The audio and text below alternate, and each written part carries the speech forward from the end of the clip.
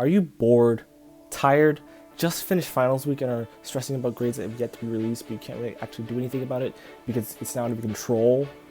I can't really do anything about that last point. But I have a distraction for you.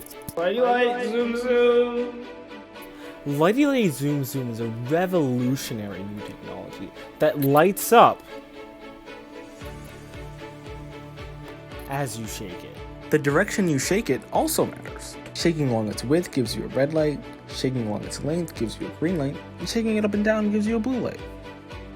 The best thing about this product is that you can emit a myriad of colors, the full gamer spectrum, and more. Our product is meant to target the market for the fidget spinner. Sure, we're not portable, and we're not exactly ergonomic, and we don't exactly have the most user-friendly design, and okay, don't even get me started. The cord length that this thing comes with is so short, and they expect me to wave it around in the air. That's kind of ridiculous, isn't it? But that's besides the point. Remind me again, how many LEDs again does a fidget spinner have?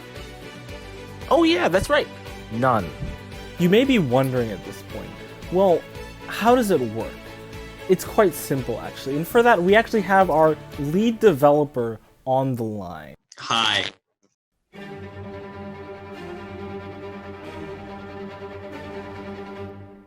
We had two processes, one of which got the accelerometer data and the other of which controlled the LEDs. The LEDs in our board don't have the native ability to dim, so we implemented pulse width modulation. We changed their intensity proportional to some corresponding color value. The larger the color value for the LED, the larger the LED's duty cycle and the brighter it would be.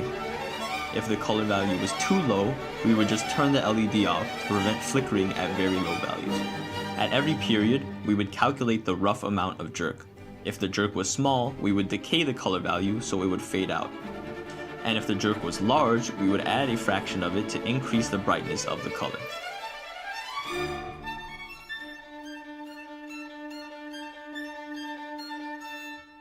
There were a few tricky parts to our code. We couldn't get the accelerometer data inside of an interrupt, so we had to create a separate process. We had to decide on an algorithm for rescaling the jerk. So initially we wanted to just square it and then divide it by some value, but later we decided to cube it divided by some value and take the absolute value of the result. We had to decide the PWM timer's value, and we had to consider the LED's response to jerk, like how the values would change in response to a jerk.